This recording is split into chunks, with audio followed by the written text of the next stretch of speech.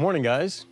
So I've been getting questions and comments from some of you guys, emails in some cases, where a lot of you are doing a lot of the right things. So you're mowing your lawn properly, you are fertilizing accordingly, you're doing all the right things, and yet you're still having some problem spots in your lawn.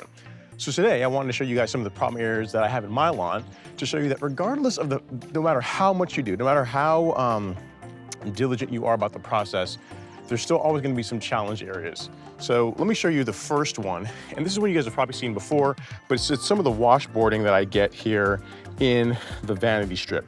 You see like the waviness that's right along here?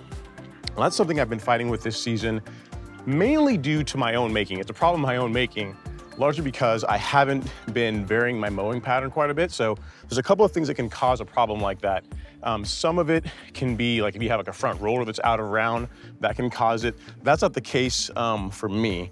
That's from literally because this is just a small strip of turf to cut that literally when I mow in the same way every time, it begins to cause this washboarding pattern. So regardless of, as much as I hate it, I'm gonna have to spot top dress that one area on both sides, fill that in and just start varying my mowing pattern, and that's gonna help clean that up. So despite everything that I do on my lawn, that's still one area that, and it's a very visual area, very apparent area where I still have some challenges. Let me take you guys around back and show you some of the other spots where things aren't as nice as I would like them to be.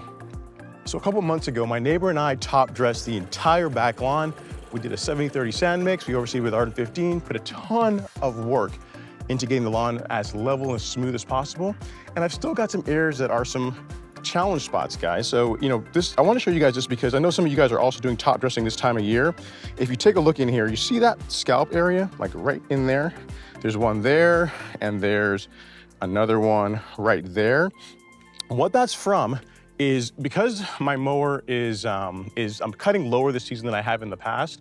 It only happens that whenever I mow the lawn lengthwise this way, I scalp in just these two areas of the lawn. So I got a couple of options, right? I can either raise the mower up or I can top dress that area. And the reason why I wanted to show you guys this is because I know a lot of you guys this time of year are doing the same thing. You're considering top dressing your lawn. I see sand being dumped on a lot of driveways and Instagram and on YouTube, and just people just really going for it to try and improve their lawns.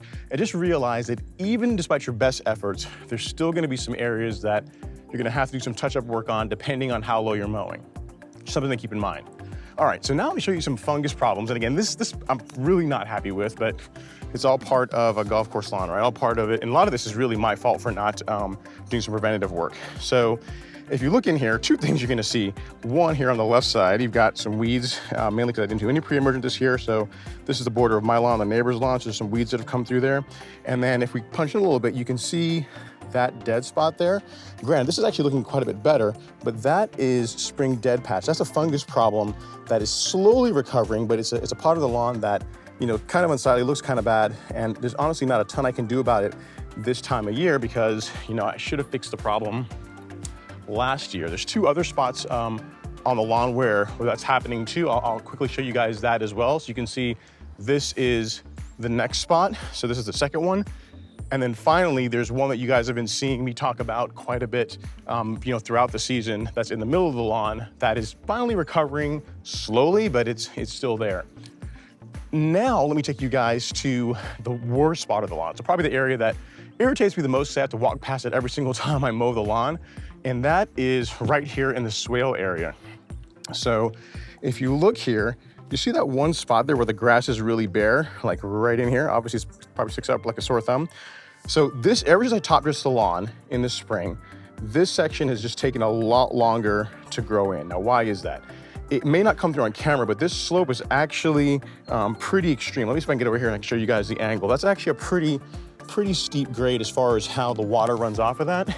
And it's just taken it a lot longer than I would like to grow in. So, you know, just have to keep babying it, try and keep the mower off of here, try and minimize traffic in this area. But it shows you that even with everything that I'm doing, right? Even with all the work that I'm putting into the lawn, you know, all the regular mowing and top dressing and everything else, there's still areas that, you know, that are some challenge spots.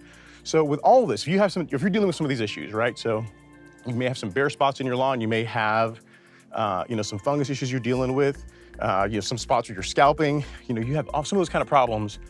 what do we do? Well, there's really only one thing.